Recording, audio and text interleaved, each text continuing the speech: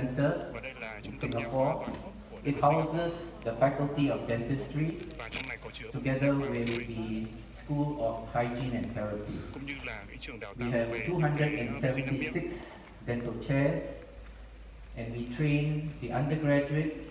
Ở We đây have chúng 6 tôi postgraduate programs. đào tạo những sinh And viên we trong train chương trình đại học the cũng như là oral có health 6 therapists chương trình cho for những học viên nằm Singapore. ở phía sau đại học.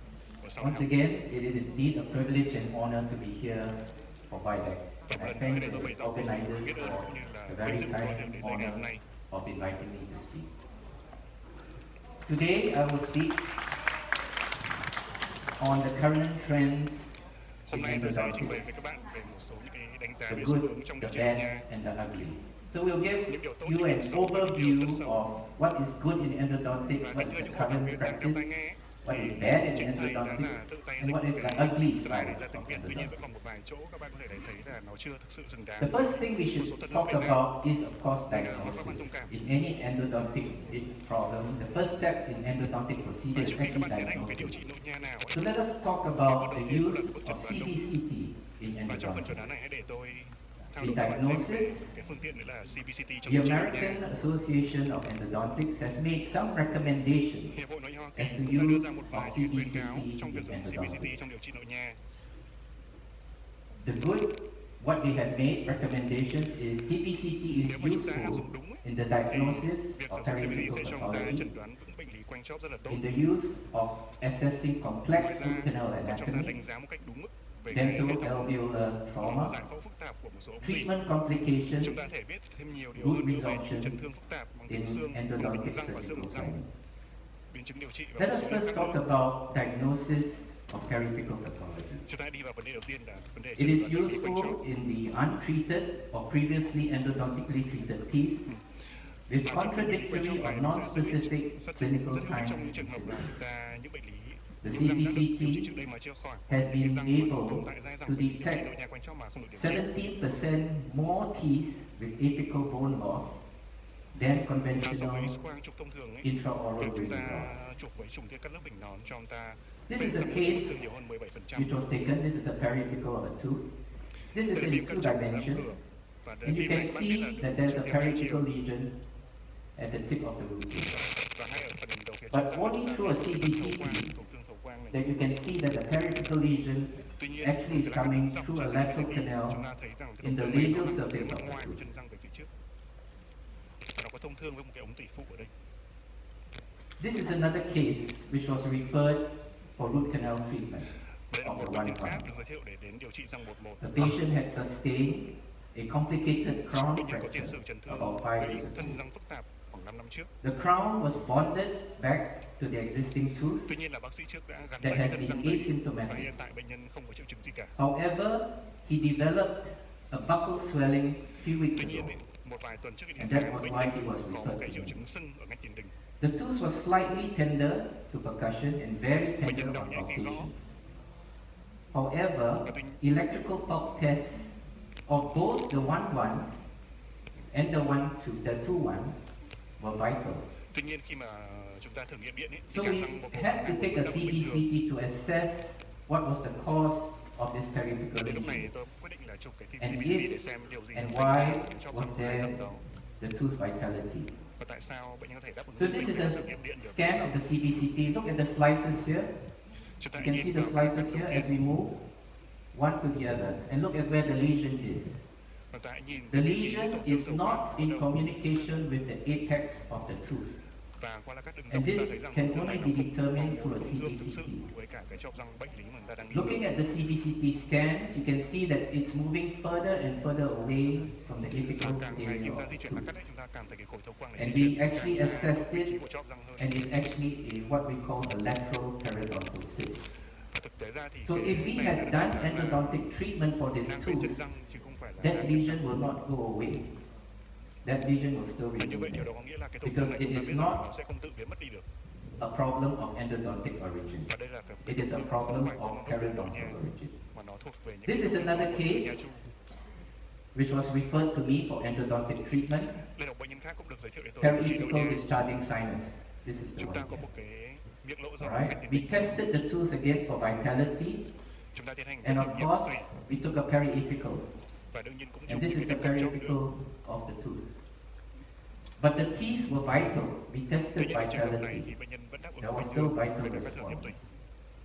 So we did a CBCT. Và sau đó chúng tôi And chụp once again, phim it was actually a lateral periodontal cyst. và And trường no hợp này amount thì of chẩn đoán tương tự endodontic như vậy. treatment was Đây going là to cái tổn thương mà remove không có this mức độ tương đối infection. nhẹ. Alright? It was purely periodontal. All the patient had to do was to go through periodontal treatment, simple deep scaling and Như vậy polishing, bệnh nhân đã phải trải qua một số Alright. quá trình điều trị and chỉ the đơn lesion thuần về nhà resolved. chu thôi mà không This phải is độ nhẹ. before, Chúng ta có in cạo môn hoặc là làm 2022. sạch bề mặt chân răng. right? This is after. Và còn Just y tế simple trước và scaling sau khi điều trị of the mà area. chúng ta chỉ có thể tiến And the hành điều trị lesion bằng những resolved. biện pháp rất đơn giản như là cạo môi răng So thôi. this is in January of 2022, and this one, post-periodontal instrumentation review in October. Và cái phim bên trái các bạn, Right. cái ảnh bên trái các bạn đã thắng No được endodontic 12 và treatment sau was khi điều done. trị và là And điểm this vào periodontal tháng lesion 10 năm 2022. actually dissolved. This is another patient who was referred by an ENT surgeon Đây là một bệnh nhân khác for được giới thiệu occasional đến bác sĩ răng discomfort họng over the upper right premolar region. và bệnh nhân bị khó chịu ở An vùng răng orthopantomogram trên. and a periapical radiograph was taken as shown. Đây là phim cận chóp của bệnh A nhân. radio opaque calcified mass, Chúng ta thấy một là You có can một see cái khối this, thấu quang ở vùng right, chóp was noted over the răng premolar bốn và răng region. năm. Once again, a CBCT was taken, right? Và This tôi lại is chụp where CD của the BIM. calcified mass was. And we took the slides. These are the scans of the slices of khối the cản quang này nó nằm CBCT. ở đâu. Right, and you can see that it is actually away from the apical Và area qua of những the các này tooth. chúng ta thấy rằng thực sự cái vị trí That của lesion khối actually cản was quang này not nó related không to liên the quan gì apical area đến of the tất cả các tooth. răng hàm nhỏ trong cái vùng chúng ta nghi ngờ cả. Going through the literature, we actually found out that this lesion was actually what we call an entrolith. Thấy chúng tôi thấy có And cái an tổn thương là entrolith is a calcified mass và nó định nghĩa là một cái khối cản found quang in the nasal cavity or sinus, quang hóa usually the maxillary, thường and được described thấy as trong very cái rare, xoang hàm trên, Symptoms nhất là are những cái răng hàm variable. nhỏ. and include chronic sinusitis. Cái triệu chứng rất khác This nhau. case was then Trong vấn đề referred thêm back nhất. to the ENT for management, and no Và root đây cũng canal là cái lý treatment do mà was bệnh nhân đầu tiên đã initiated. tìm đến bác sĩ tai mũi họng trước để điều trị. The other thing about CBCTs is the diagnosis of periapical pathology.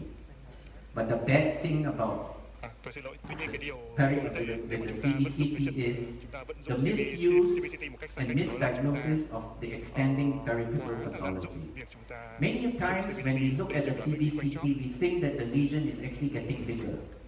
It is not getting bigger. It is just because the perception of the CBCT shows it to be Và getting qua những enlarged. cái lát cắt của But it CBCT is chúng not ta thấy getting rằng là có enlarged. thể cái tổn thương này có thể lan Alright, rộng so ra. Tuy don't nhiên jump nó chỉ là into những sai endodontic khác về treatment mặt or hình ảnh. endodontic Rồi chúng ta so retreatment sánh giữa chúng ta because đi you've giữa taken a cái phim 2D CBCT với and cả cái seen phim that 3 the chiều. lesion is getting or looks large.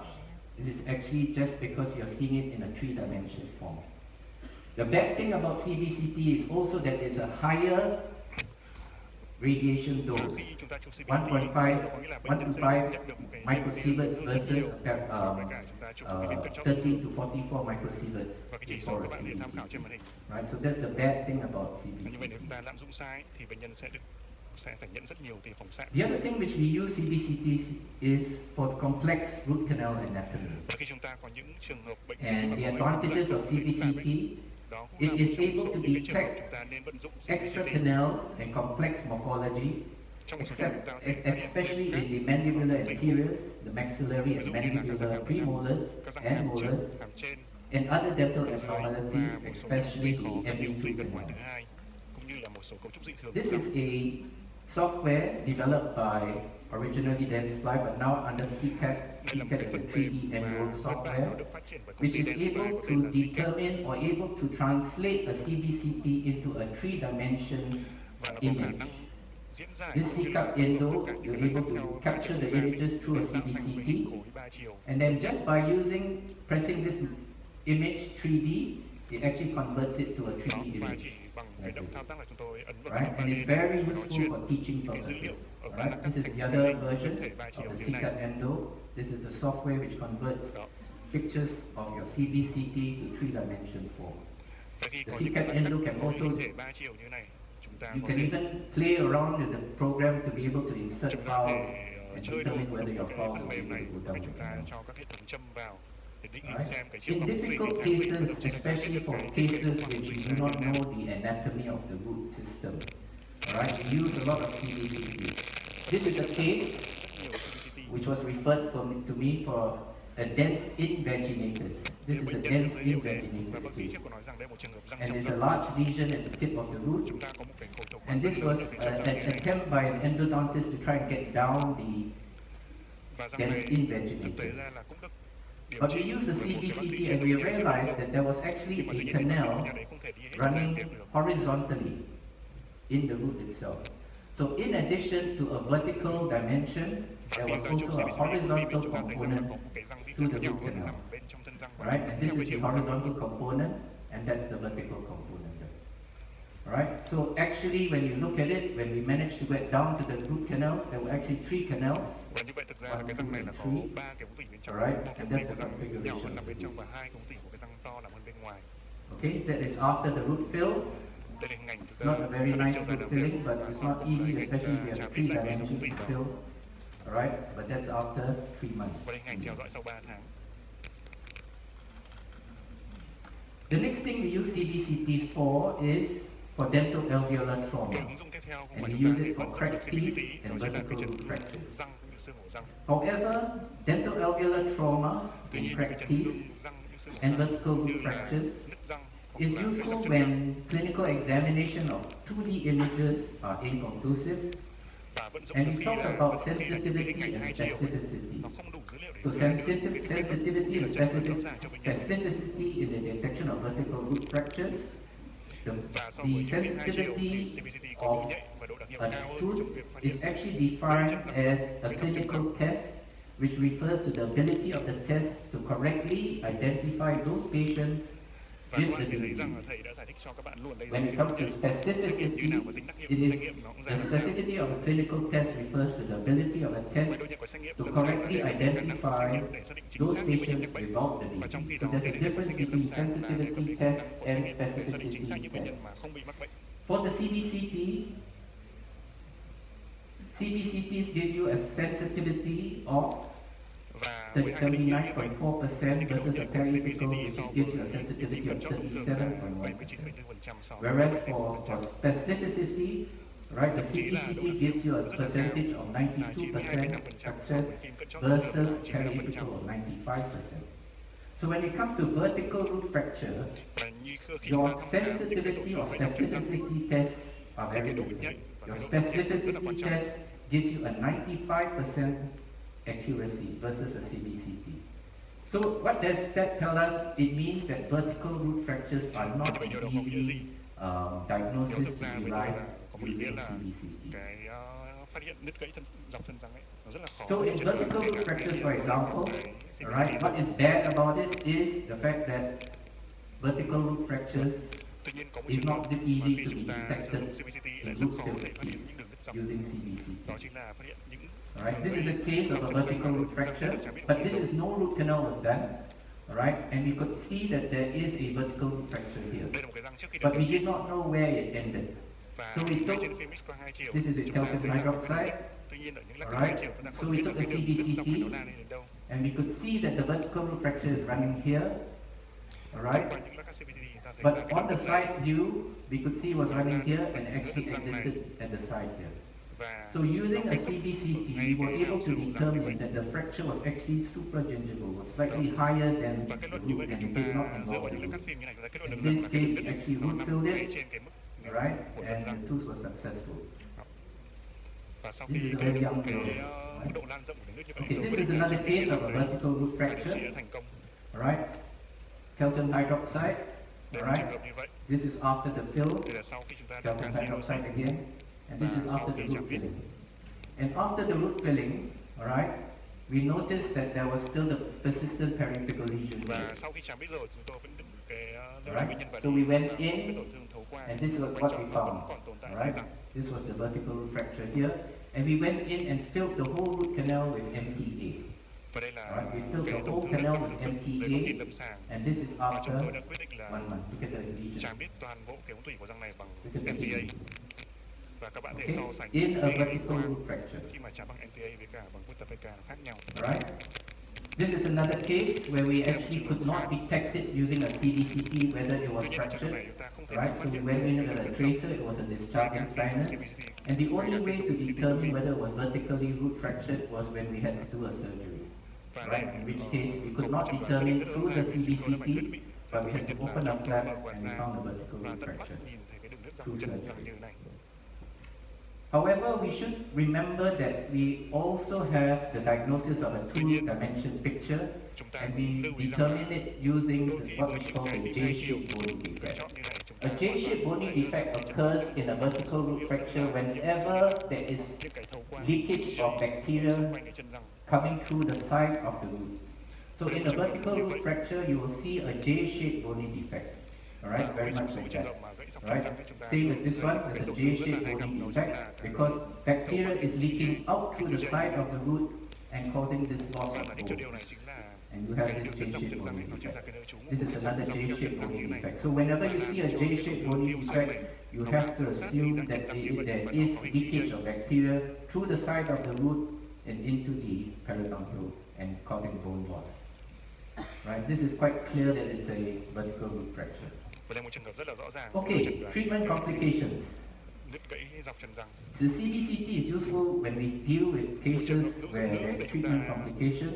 Ứng dụng Right? The accuracy of diagnosis with periapical is usually 36 to 40% versus a Và ở đây CBCT thầy lại which so is sánh lần 76 nữa độ chính xác của to chẩn đoán 80%. với phim cận chóp so với cả CBCT also provides CT công the ty. true extent of the lesion Đó. and Ngoài việc proximity to vital độ chính xác structures cao như vậy thì and landmarks. phim CT công ty cho chúng ta chính xác Again, we are đang using dập the tổn CCAT thương endo, right? vị trí của nó. Where we actually use the 3D imaging software to determine where the Và tôi đã exit nói với các of bạn là đây là the cái phần mềm trước mà tôi đã đề side cập of đến the rồi. Và file so is. sánh giữa cái phim Right, cận so chóp we hai chiều found that there was a perforation of the root. A periapical will not be able to tell you where the perforation was. Right, it's only through the CBCT and through this Và khi imaging nhìn cái software phim hai chiều chúng ta which không will thể be biết able được to rằng là determine cái where tổn the thương ở exit đâu. of the Và root chỉ is. có khi nhìn những cái lát So we cắt went dọc in trên CT công ty chúng ta surgically, biết được we rằng là determined it cái using răng này the được đi sai đường, CBCT đã bị đi sai software, đường và chạm bị sai found the theo cái original đường sai. canal, removed the existing GP, right? Và dưới cái We nhìn had kỹ the đầu tiên chúng perforation tôi tiến hành lấy cái temporarily phần Width and PK we đi looked sai đường through ra the original canal. tìm Okay, và chạm then we went in, raised the gum, alright, sau đó chúng did ta a thôi surgical ra bên ngoài repair, gật ra right, over the area where it was perforated, right, using large polymer cement, và sau đó chúng ta điều trị bằng vật liệu này. bone graft, and then Tôi cắt xương của màng và okay, so that's before and that's after. và đây là phim trước điều trị rồi sau phim điều trị. Right. We also use CBCT in cases of root resorption. And in root resorption, what we are trying to determine is the location and the differentiating whether it's external or internal resorption defect, and the determination of treatment and prognosis. This is a case, again, to a periapical, we did not know where the exit of the root, whether it was internal or external root resorption. So we took a CBCT and could actually see that the defect is actually of external. Right, this is another scan of the CBCT which shows that the perforation of the root through the cái tổn thương surface. ngoại tiêu này nó thông thường với cả cái phần buồng tủy ở phía bên trong. This is another case, right? Đây là một cái trường hợp khác nữa, chúng One ta sẽ nhìn thấy tree một or cái the tổn thương ở thân right dương 13 này. central, right canine, right? There was a resorptive defect. Cái răng nanh hàm trên Again, nó here's nhiễm the trùng và periapical có cái taken, phần thấu quang ở phía and bên this was trong. the CBCT. Look at the pictures of the Bằng cái CBCT CBCT này here. chúng ta sẽ nhìn thấy rằng cái tổn thương nó Right? nằm chính There's xác a ở vị trí defect nào. here, but it Vị doesn't trí tổn thương nó communicate nằm ở phía trong with vòng the miệng và external nó liên quan đến cái phần ống tủy. in Đây which chính case là cái we tổn have thương ngoại done tiêu. just a simple endodontic Và treatment. khi mà chúng ta Right? xác định được chính xác That's là where tổn the thương gì và cái vị trí tổn thương như nào thì cái việc mà xử trí tổn thương đấy rất là dễ dàng. Okay, that's after 6 months, Đây là phim sau 6 tháng sau điều trị. and that's after 1 year. Đây là phim sau 1 năm. Right? Okay. CBCT is also useful in endodontic surgery, and I won't be Có thể going được sử into dụng rất the là tốt trong endodontic cái thường surgery trường component. để Alright, thực that's a hiện phẫu different thuật lecture nha. altogether. So if you invite me for Videc next time, I'll talk about endodontic surgery. What is good is also what we are doing now, which is vital talk therapy. Chúng ta And đến với vital cái talk therapy, những we cái need to phương be pháp able to với ensure giấc that sống. we either have a partial or complete Chúng ta có thể removal lựa of the chọn là disease tốt là talk cắt bỏ một or phần hoặc caries, là and we loại use bỏ a một phần lot hoặc of cắt bỏ bioceramic toàn cement. bộ cái thành phần tủy răng bên trong. Previously, Có thể sử dụng before the những cái invent chất of tráng bioceramic xi cement, măng the success bioceramic. of vital talk therapy was not as Xi good. măng bioceramic sẽ giúp cho We have to chúng admit ta that the bảo vệ cái invent phần of tủy răng còn lại bên bioceramic trong. sealers, bioceramic Đối với cements cái has xi măng improved our bioceramic sealer, success of both vital talk therapy, sẽ whether giúp cho chúng ta direct bảo or tồn indirect. lại những cái tủy răng Not còn lại only bên is trong nó it tìm cách sealing tốt hơn. better, it is healing better, Cái right? chức The năng của manage dịch or tốt the hơn, handling chức năng mà properties are chống also nhiễm good khuẩn tốt hơn in bioceramic cement. đối với Right? cái These are cases which we are using. Alright?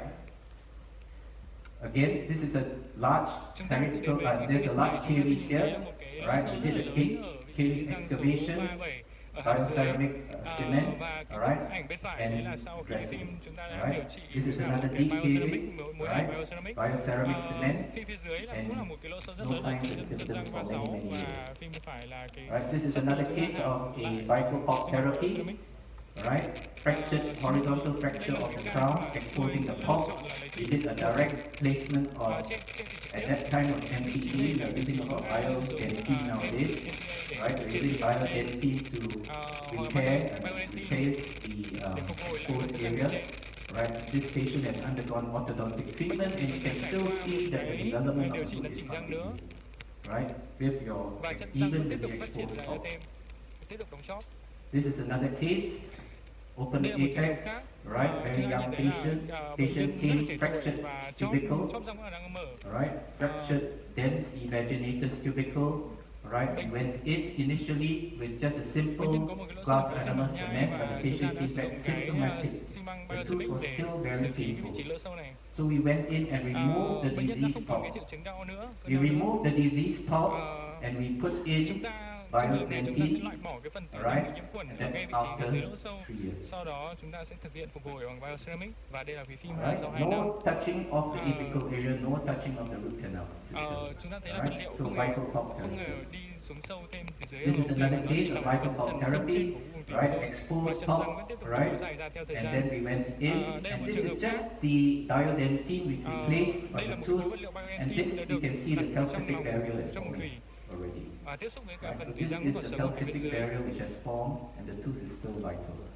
và cái phần tủy răng bên dưới hoàn toàn vẫn còn sống.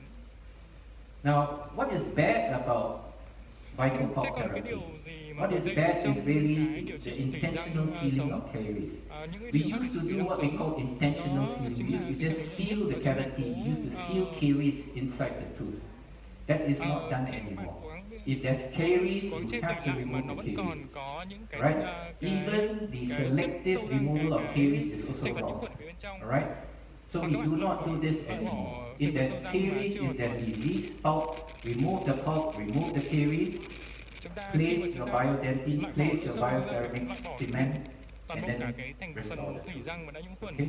If the tooth becomes symptomatic after that, Nếu như- go ahead and do the root canal. Nếu như mà cái thủy răng Right, sau but khi give chúng ta the điều pulp a trị, chance. lấy tủy bán phần Give xong the pulp a mà chance to nó survive. không còn có But cái when you give the pulp a cái chance triệu to chứng mà survive, không you chữa don't được nữa, allow thì chúng ta phải thực contamination hiện of cái liệu pháp caries là lấy tủy toàn bộ. and leaking restoration to cause any more damage to the pulp. Okay? So when we talk about selective caries, Chúng ta sẽ intentional healing of caries, right? Like this, for cái example, lỗ sâu bán phần or this, for với trường hợp example, này hoặc là những Alright. trường hợp này. right? This is not done. Okay? So we do not do selective or intentional sealing of Đối caries. với cái trường này chúng ta thấy rằng là chúng ta không nên lấy Okay, so let's talk cả lỗ sâu about và the cái không excess hoàn toàn như vậy. cavity. Còn đối với cái There are many types of excess cavities nowadays, and many of us are moving towards more conservative excess chúng ta cứ nghĩ cavities. rằng là nếu Many chúng ta of you càng who nhỏ do root thì canal cái treatment, many of you who do việc mà crowns, nó càng cao. realize that many times your teeth are fracturing. And the teeth are fracturing because you are taking away too much tooth chúng ta structure. mở tủy để Not phục hồi only để during tránh cho endodontic chân răng treatment, có but thể bị also vỡ during sau your khi chúng ta quá excess trình điều trị xong. preparation. Your excess Nhưng preparation mà chúng ta has phải to cân be nhắc đến as cái việc mà khi chúng ta conservative điều as trị tủy possible. thì hoàn toàn nếu như Right? cái lỗ mở tủy cứng This is quá the nhỏ, traditional thất bại trong excess cái điều trị cavity, which có we thể all là do are very thủng thành, used sưng to. thành hoặc là dụng cụ We are now moving towards what we call a conservative excess cái hình đầu preparation. tiên nó chính là cái ảnh mở tủy This is conservative preparation with divergent walls. Now this is ultra conservative, right? Ba This hình tiếp is theo là ultra những cái hình conservative. This ảnh is mà too mở tỉ theo small, dạng như bảo tồn. alright? You are not Và cái removing hình này là top hình ảnh gọi là siêu tissue bảo tồn. below this Chúng ta area. nhìn thấy những cái sừng tủy vẫn Alright? còn ở Truss phía is trong. another version of your excess Chúng ta không loại cavity. bỏ lấy hết ở phần This sừng tủy is này. caries driven excess cavity, where you actually do your excess cavity through the caries itself.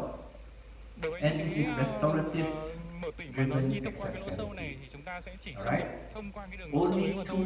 Do are vậy sẽ valid. phải bảo tồn những phần tỉ còn lại. Okay, you will only use these two when you Chúng prepare your ta excess chỉ nên sử cavity. dụng hai cái Alright? loại mở All tỉ the này. others Đó are chính là more mở than tỉ that. dạng bảo tồn hoặc là mở tỉ dạng bảo tồn nhưng mà phân kỳ.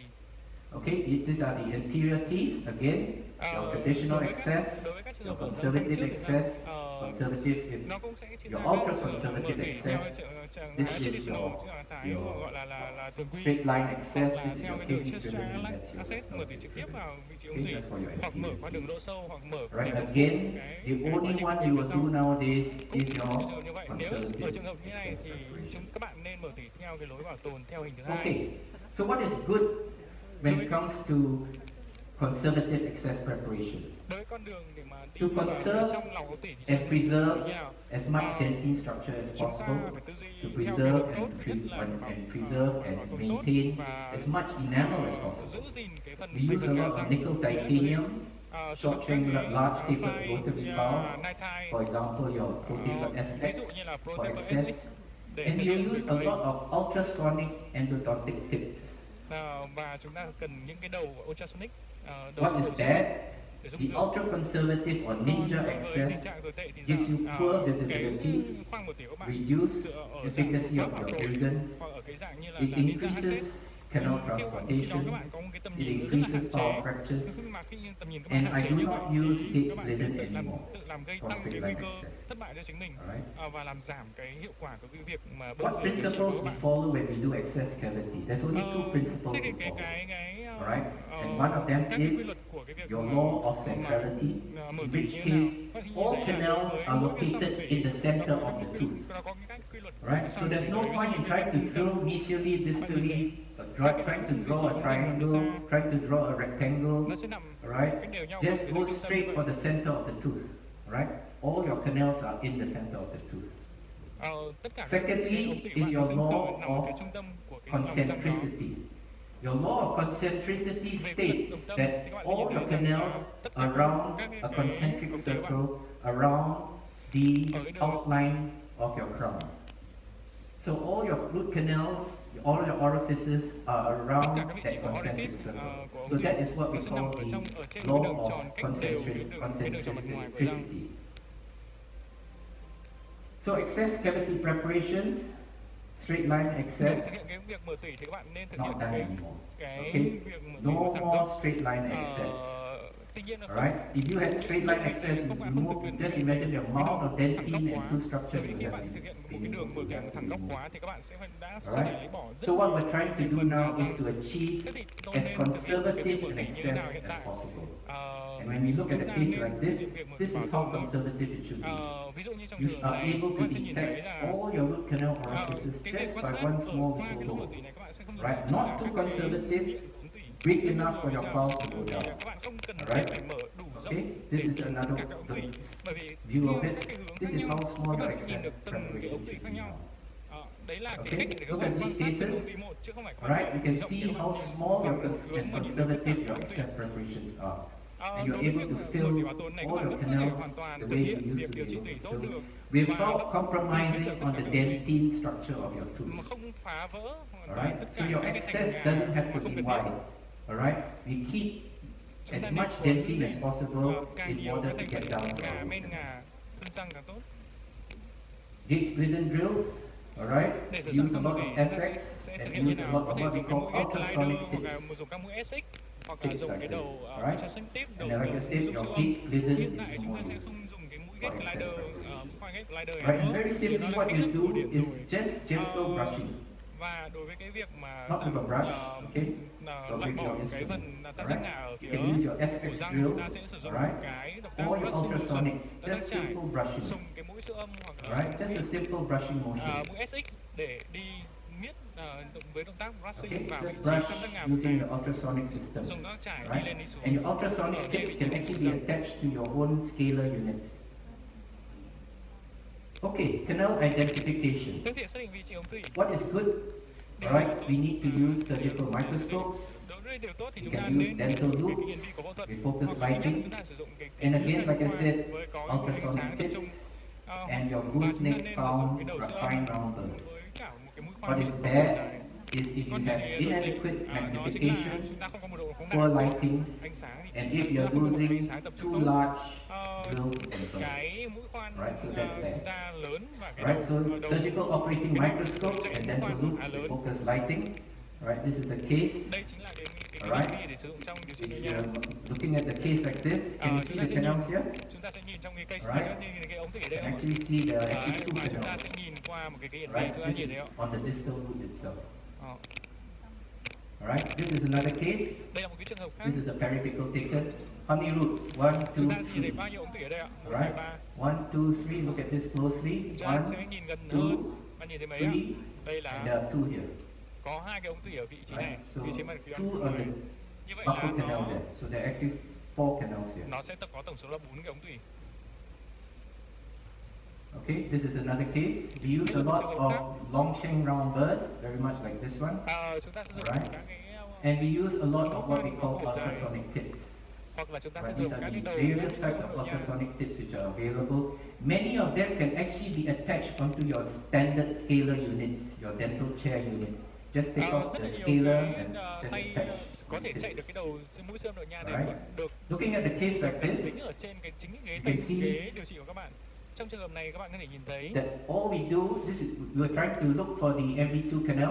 chúng ta đang tìm kiếm một cái Right? cái In ống this tủy case, you get the MB2. video. Chúng ta Right? sẽ dùng cái We're đầu just mũi using siêu an âm ultrasonic tip here. ở vị trí Right? này. Just brush, brush, brush. Với động tác trải qua trải lại. Okay? Using the ultrasonic tip.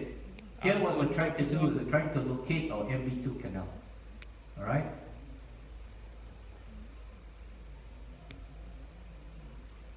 Okay, just brush it a little bit, very gently, alright? Don't use your round burrs are a bit too aggressive. Dọc theo cái đường Right, rãnh just brush ở it. phía mặt gần Okay, then you can turn on the water, và chúng ta có right? thể Turn bơm on the nước vào. water, just flush it. Trong quá trình bạn dùng siêu âm đó. Okay, and then you dry it, Rồi right? sau You can đó already see your thổi MV2 khô canal. và các bạn có thể nhìn thấy rõ Alright. ràng là đây This đây is where chính là your cái MV2 canal is. ống tủy MB2. Okay, that's with your foul in the tooth, alright? And that's after the root fill. Và cái ảnh cuối cùng là hình ảnh ống tủy đã được hàn kín. This is another case. Đây là một trường hợp khác. Two mesial, Chúng ta có two hai cái distal ống tủy canal. gần.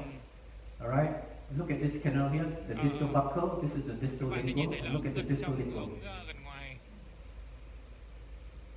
The distal lingual itself has another two more canals. Vị trí Alright, ống so gần there ngoài are này chúng ta sẽ có thể actually nhìn thấy là five qua cái hiển vi có hai cái ống tủy Okay, nữa that's ở after trong cái the vị trí mà chúng ta tưởng chừng có một ống tủy gần ngoài. This is another case. This is actually my case. I thought it was two mesial canals, Có hai two cái ống distal tủy phía canals, so we gần, hai went ống in tủy and phía filled sau. it. Tooth was still symptomatic after 1 month. Và theo dõi Right, sau so một we went tháng, back chúng in ta nhìn again, thấy có tổn thương ở vị trí quanh Opened chóp. up the tooth, Chúng ta sẽ alright?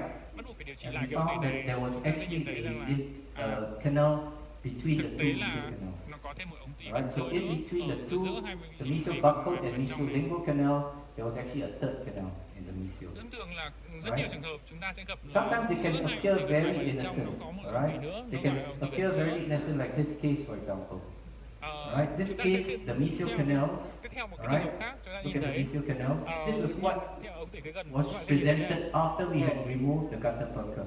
sau khi mà lấy bỏ hút Right, this ra was ra, after removal of the gutter perker on the buccal and the lingual canal các and bạn the nhìn thấy ở distal vị canal. trí ống And tủy this was phía what it was. mặt gần ngoài. Alright, but having used the ultrasonic, alright, Và and we went in chúng ta between the dùng two mũi ultrasonic canals, để lấy we bỏ found toàn a bộ third cái canal. phần rãnh ở giữa ống tủy gần ngoài và gần trong đi, Rồi. bạn sẽ nhìn thấy rằng là nó xuất Right, hiện so thêm that một was ống tủy actually gần giữa nữa. three mesial Và canals. rõ ràng như vậy thì cái ống tủy phía gần này nó có 3 ống tủy cơ chứ không phải là Okay. hai nữa. Distal buccal canal, sometimes you may need to use your paper points to block them out. Alright, and in this case what we do, we locate the two canals and block them out and we do one at a time. Thì các bạn nếu mà Okay. có cùng So so that you can actually know Nếu exactly các bạn sẽ where phải you dùng một cái khuôn giấy để chặn đường vào của một ống tủy và từ đó các bạn có thể làm việc ống tủy. Okay, shaping and filling the root canal. Và sau đây tôi sẽ nói đến phần chúng ta tạo hình cũng như là Shaping trang the bị ống tủy canal. để làm sao. Alright? We have multiple files available Hiện for nay chúng ta shaping có the rất nhiều canal. cái hệ thống. And I'm not going to tell you what is the best file, I'm not going to tell you what's the worst Và file. trong cái buổi ngày hôm nay tôi sẽ Alright? không nói It's được something which you all have to develop on your own. Alright? Through experience, whatever files is comfortable in your hands, alright, you should be able to use them. Alright? And really it is a clash of the nickel titanium. Đấy là có đang một Right? It's cái a new trend where there's so many files on the market, alright, that you need to pick and choose files which will work best in our hands. Alright? But having said that, what is critical is when you prepare a canal, là khi chúng ta sửa alright, you have to shape the canal chúng ta phải sửa to be able to fill. để chúng ta có thể chạm Alright, your purpose of shaping the canal is to be able to fill it. và thực dụng. If you cannot shape the canal to fill it, there's no way you can fill it. chạm biết được. Mà nếu chúng ta Right? So your purpose, your end point must be the filling of the canal. So you start with what you're going to fill it with, you know what you're going to fill it with, you have to shape your canal in order to receive the filling material. chạm biết cái răng này bằng cái vật liệu. Alright? So if you have very narrow canals, you have to shape it such that you are able to fill it eventually. Alright? If your canal is very large, like a C-shaped canal, this is a C-shaped canal, then obviously you have to shape it to be able to receive the instrument which you are going to fill it. In this case, we were using thermoplastic GT with an injectable gun. Và trong trường hợp như vậy, Alright, and because of that, I needed my needle to be able to go down to this area. My needle had to go down, so I had to open up my canal wide enough for my needle to go down with my injectable GT. Alright, but not only that, when you shape to chỉ có fill, vậy. you have to fill to the full shape Và of sau your khi chúng canal. ta đã tạo dạng So if you have prepared your canal, you have to fill to the full shape. đầy đủ. So if your shape is large like this, you have to fill to the full shape. If you have a large canal like this, you have to Các fill bạn to nhìn the trường hợp full một ống shape. tủy rộng If you have a curved canal like this, you have to fill to the thì full chúng ta phải shape. tiến hành chạm Alright? biết làm sao Don't straighten your canals, don't create your own canals. Alright? So you should be able to fill to shape and fill to shape. và như vậy chúng ta tóm Alright? chúng ta phải Principles làm sao cho of chúng ta chạm biết được. Và khi Canal chúng ta chạm biết được, preparation chúng or ta shaping the phải canal, chạm the biết first được step, hoàn toàn. always hand Ta vừa tạo instrument. dạng. No matter what your manufacturers tell you, no matter what your sales Và khi people chúng ta tell you, tiến hành that tạo you dạng can tùy go down để with rằng rotary nhà from sản the xuất chúng first ta step, hướng dẫn chúng ta that như is nào. wrong. Don't Thì listen to them. đầu tiên chúng ta vẫn phải tiến hành Alright? là sử dụng các dụng cụ Always tay. start with hand instruments. You need to be able to feel the canal, Các bạn be cần able to phải cảm nhận negotiate được down, cái hình thành ống open tay up the ra canal làm sao khi chúng before ta you sử go dụng cái into dụng cụ tay rotary. này. Trước khi chúng ta Alright, có so thể start sử off dụng with cái hand ống chậm instruments. liên tục được. It could be a 10K file. Alright, Và cái start dụng with cụ an tay 8, 10, cái cỡ 15. nhỏ Alright, nhất cũng như lớn nhất then chúng go ta into tiến the hành rotary từ 8 system. tối đa Alright, cho đến you can go into the 12 rotary system. You use a lot of shaping files like the sau Pro đó chúng ta tiến Gliders. hành sử dụng những Alright, chậm we rãi have liên the tục. Pro Ultimate Có sliders. thể có rất nhiều Alright, hệ thống như chúng ta and biết of là course after that we go into the rotary or reciprocating. và trong And I cái always chậm finish up my chậm preparation. máy chúng ta có thể Alright, so it can be multiple types of files. Right, this 2 this is the latest file from Dance Fly, which is your Pro Taper Ultimate. Alright, you always will finish and recapitulate your file. Recapitulate your canal. như vậy chúng ta luôn phải giả Use soát a được hand cái file ống and tay go back in to make sure that your canal is smooth. chân tay của các bạn đang Right, if your metal file cannot go down the canal, your gutter perker definitely cannot go down. thực sự như vậy nếu mà cái file Right, so chúng ta you không thể nào recapitulate đi your trở lại canals được thì again chắc chắn after rằng you cái have khối của tất prepared cả them. các bạn cũng không thể nào Nowadays, we have this thing called what we call the conform fit gutter perkers. Alright, in which case they are designed to fit exactly the size of the preparation. So all the various types of systems now have the conform fit gutter perker, in which case you can either do a vertical compaction, or nowadays we're even doing single và điều này cone có ý nghĩa fills rất lớn trong việc chúng ta using trang bị dùng các bioceramic kỹ thuật khác nhau, có thể là chúng ta Alright. bèn dập nóng hoặc là chúng ta đơn So giản what is là the chúng ta balance sử dụng between shaping and filling? The good is we are now using a lot of nickel titanium instruments. thì điều tốt mà chúng ta We have biết được minimal đó chính là shaping, chúng ta And sometimes the best thing is the single cone filling with phải bioceramic tiến hành seal. tạo hình tối thiểu, nghĩa là chúng ta The sắp bad thing about conservative preparation is có thêm một cái inadequate chúng ta sử dụng shapes các vật liệu which bioceramic. provide Tuy nhiên khi chúng ta tạo inadequate dạng tối thiểu, disinfection. chúng ta tạo dạng quá nhỏ Inadequate shapes thì chúng ta also cũng không thể give nào you có đủ không gian inadequate để chúng ta wood làm filling. sạch. hoặc là And of course, the other thing is the retreatment of bioceramic sealers hoặc là is very tìm kiếm những cái difficult. khoảng không gian chúng ta tạo hình ở đấy. Right? So this is the Và bioceramic khả năng sealers. điều trị lại chúng ta trong một số All trường right, hợp tùy and many và papers have been written on single cone fills using bioceramic sealer. Right, this is a paper, là một nghiên cứu hồi cứu right, and they wrote on the clinical outcomes of non-surgical root canal treatment using single cone and bioceramic sealers. This was a retrospective analysis, and it was the first clinical study of the outcome of non-surgical root canal treatment using BC sealer, and it showed a 90.9% và cái tỷ lệ thành công theo các bài báo success cáo này báo cáo nó lên tới 90%. This is another paper on the outcome of root canal treatment using calcium silicate root canal Đây là một nghiên sealant. cứu khác And calcium silicate cement in combination with a single cone resulted in a similar proportion of successful cases và theo compared các bài to báo warm này thì vertical cái việc sử dụng chúng ta condensation khi chúng ta sử and dụng xi măng epoxy-based bioceramic sealants. cho được cái tỷ lệ thành công ngang ngửa với chúng ta sử dụng những xi So măng this is trắng. the latest system from Dentsply, which is your Pro Taper Ultimate, and they come in the preparation files, very similar to this. Alright, so you start off with the smallest one, which is your slider, your glider, and then your Chúng ta có cái slider, châm màu and tỷ then đầu tiên là your slider, tiếp đến F1, shaper F2, và and ba cái F2. châm vàng. Alright, and they have your match cones as well, which will match according to what preparation Và size chúng you ta have có to cây use. côn của Tapeka cần form fit Alright, với cả what các are the results? cây châm hoàn thiện như vậy. The cases I'm going to show you now are all single cone using Và một số the những Pro cái Taper trường hợp lâm Ultimate. sàng mà tôi cho các bạn thấy sau Alright, đây they don't look very different from your trang standard bị root với kỹ canal. thuật đèn tràn đơn Right, môn với single các cone, ceramic. right? Two mesial canals, one distal canal, Chúng ta có hai ống right? gần This is two mesial and two distal canals, alright? Single cone with và đều được bioceramic trang bị sealer, bằng kỹ thuật đơn côn và alright? xi măng bioceramic. Again, single cone, bioceramic sealer, Và đây cũng là alright? các Single trường hợp cone, tương tự như vậy. bioceramic sealer, alright?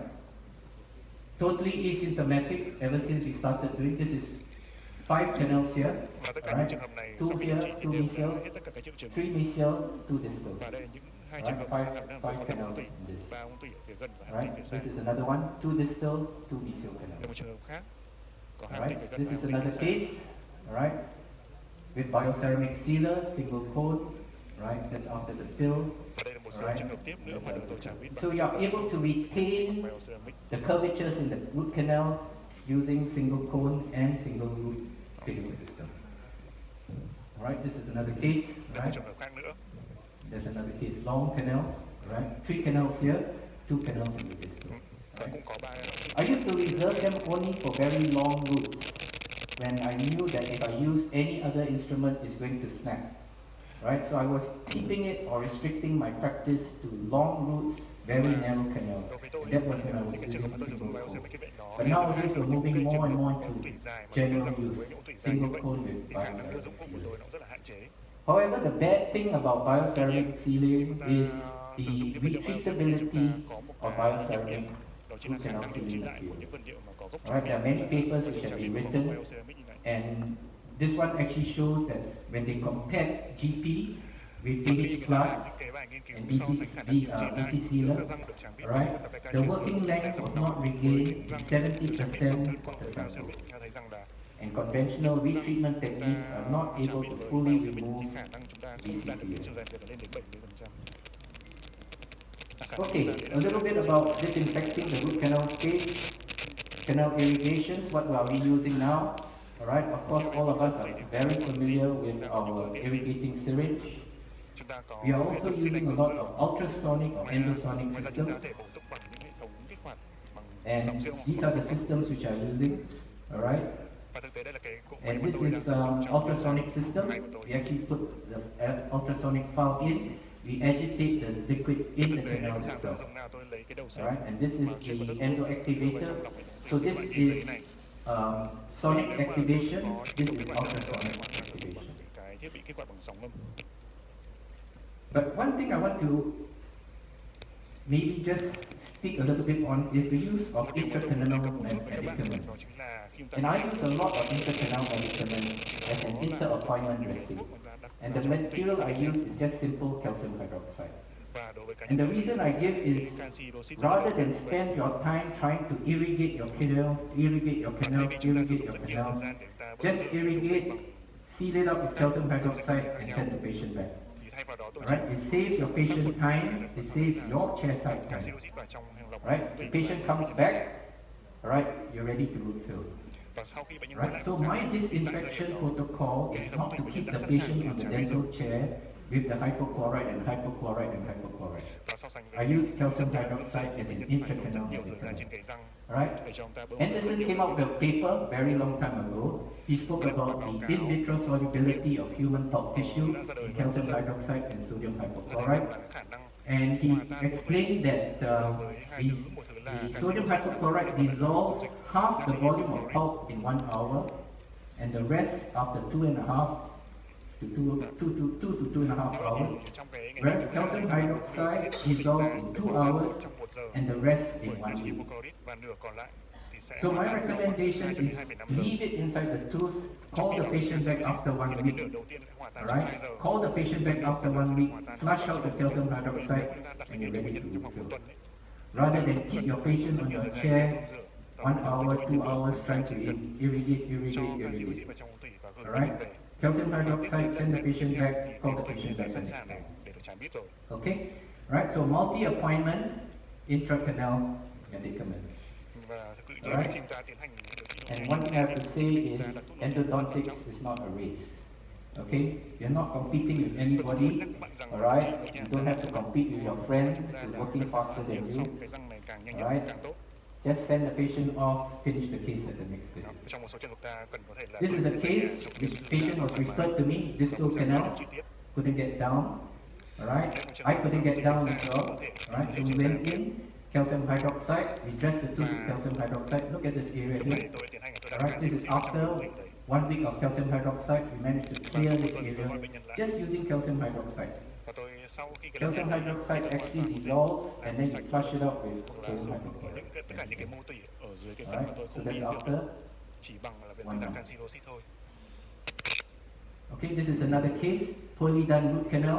Alright, couldn't get down beyond certain points of the root canal Và tôi không system. thể mà Alright, chữa không thể nào đi calcium được hết hydroxide trở và tôi cleaned out không thể everything, nào đi hết trở and you look at this one. và khi bạn nhìn thấy Alright, ống tủy we vùng managed đất to thì clear that area có một of cái that đường little cong sliver theo using hình dạng ống calcium tủy và hydroxide. thực ra cái đường đấy được lấp đầy với xi măng trắng bị ống tủy chứ không phải Okay, PK. what is good is of course your restorative materials. Right, there are many restorative Khi materials on chúng the ta market đang now, but one thing we found out was good is actually the use of flowable và điều tốt composites. chúng ta We use a lot of flowable composites in order to prevent the tooth from being destroyed using a crown.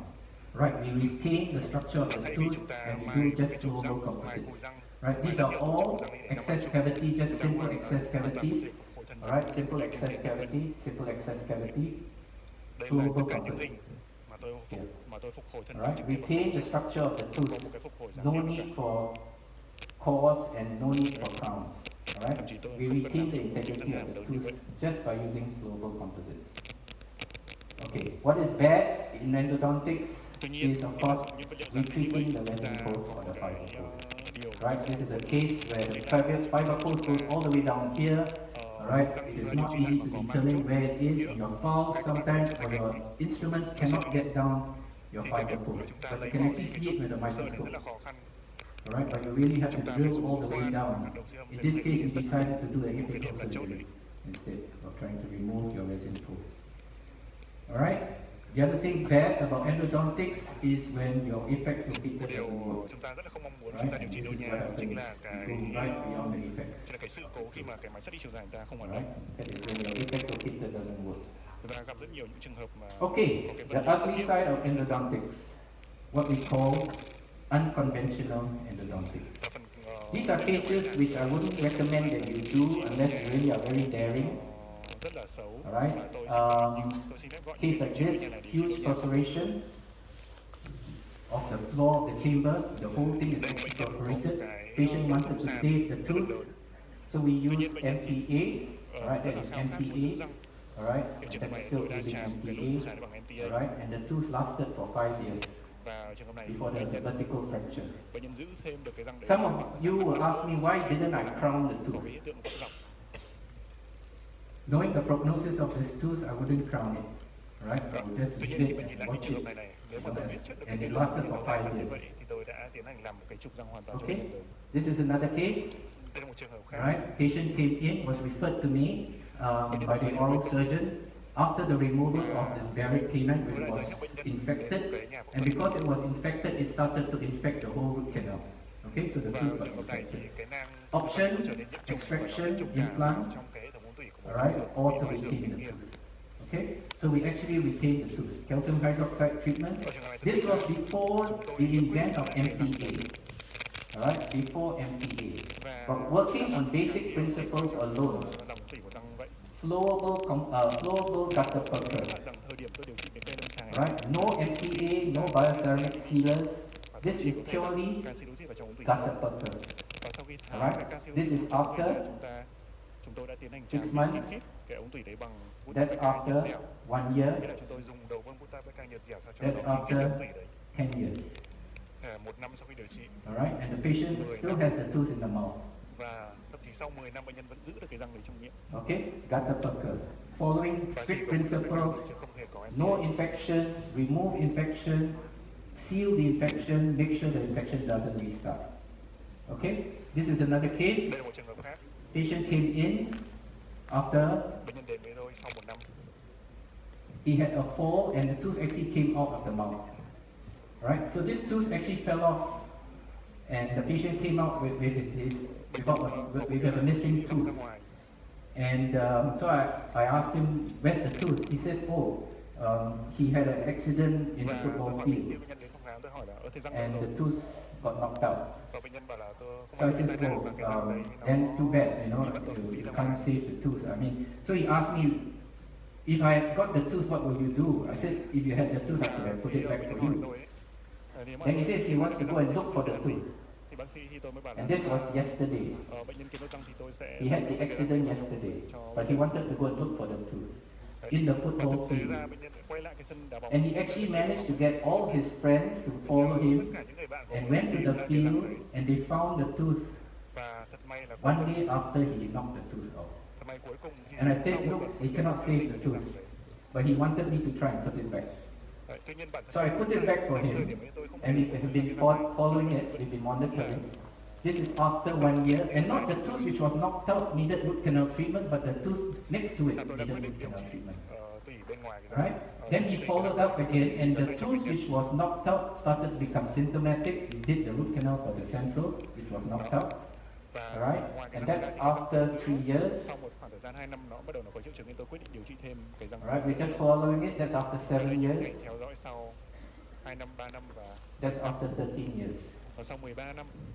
Okay? So the resorption only occurred after 13 years. And this gives him time, right, for him to grow up and finally get an implant Điều trị placed. răng ấy, nó chỉ Alright? xảy If he ra had extracted this tooth when he was young, alright, he would have had to start with the implant.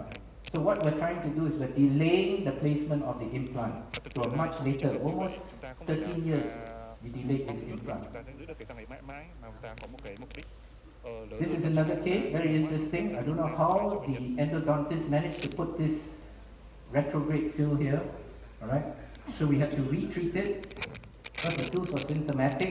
We redid it, and then this is after Các 3 chốt months. bệnh cho bệnh nhân Alright, để tìm that's after sau 2 các thời years. điểm 3 tháng và 2 năm. Alright, and that's after 4 years. Totally asymptomatic. Alright, we didn't manage to remove everything because this is all amalgam. Alright, but we managed to remove as much as we Và could tại and thời điểm đấy thì cái bệnh replace nhân it của tôi with đơn MPA. thuần chỉ là amalgam thôi chứ không có Interesting case, this is another one where we actually had a patient come in.